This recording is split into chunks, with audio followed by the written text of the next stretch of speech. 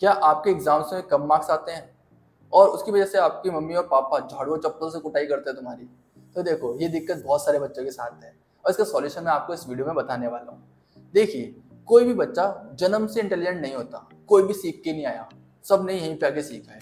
लेकिन उनमें कुछ अलग बात होती है। वो क्या होती है जो हम अपनी अगर लाइफ में इम्प्लीमेंट करेंगे तो हम भी हाईली इंटेलिजेंट बच्चे बन सकते हैं। तो 7 हैबिट्स क्या है मैं इस वीडियो में आपको बताऊंगा। आपको इस वीडियो को एंड तक देखना है और एक कॉपी में हैबिट्स को लिखना है। इसके साथ ही साथ उसको अपनी डेली लाइफ में उसे इम्प्लीमेंट करना है अगर आपको बनना है highly intelligent student. The way a student begins the morning shapes the rest of the day. हाँ बच्चों, बिल्कुल सही सुना आपने। एक बच्चे जिस तरीके से अपनी मॉर्निंग की शुरुआत करते हैं वो ही डिसाइड करती है कि उनका पूरा दिन कैसे जाने वाला है।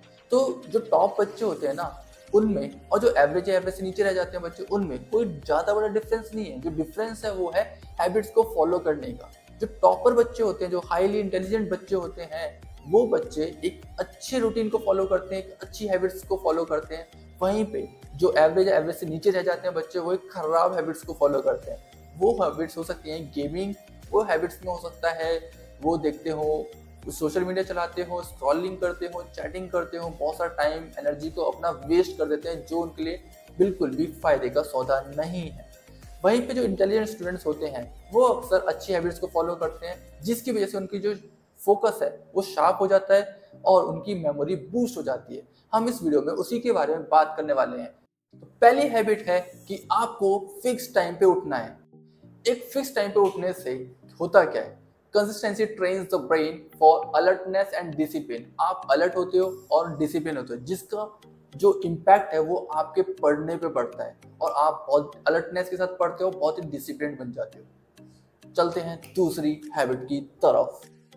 तो सुबह उठने के बाद आपको करना क्या है? दूसरी हैबिट, आपको कुछ देर का साइलेंस रखना है। मतलब मेडिटेशन करने बैठ सकते हो आप, 10 से 15 मिनट मेडिटेशन कर लो और पूरे दिन में आप करने क्या वाले हो, क्या क्या चीजें टास्क आपको करने हैं उसको लिख सकते हो। जिससे क्या होगा, आपको जो फॉग है ना पूरा कि करना क्या है, वो फॉग वो हट जाएगा, मेंटल क्लटर हट जाएगा आपके दिमाग में से और आपका जो फोकस है वो इम्प्रूव हो जाएगा। उसकी जो होने की जो प्रोबेबिलिटी है, जो भी काम आप सेट कर रहे हो उसके बढ़ जाएंगे चांसेस।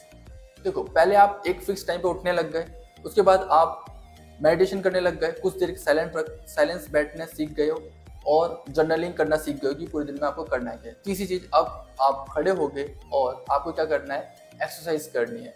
लाइट एक्सरसाइज और कुछ थोड़ी मतलब जैसी आपके लिए फिट हो एक्सरसाइज वैसी एक्सरसाइज करनी है, लेकिन एक्सरसाइज करना बहुत जरूरी है। उससे क्या होगा, आपकी बॉडी में ऑक्सीजन फ्लो बढ़ जाएगा और ब्रेन की एक्टिविटी और इंक्रीज हो जाएगी, जिसका इम्पैक्ट पड़ेगा आपकी फिर से स्टडीज पे।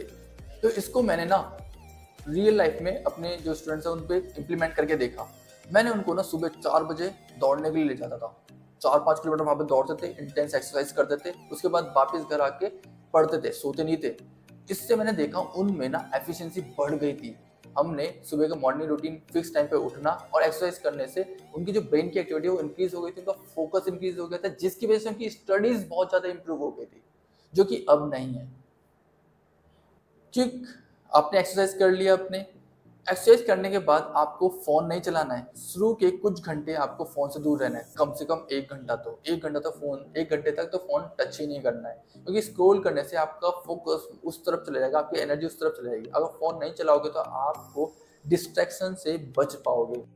अब इसके बाद 5वीं हैबिट जो आपको अपनी लाइफ में लानी है वो है, आपको 10 मिनट क्या करना है, बुक रीड करनी है मॉर्निंग में।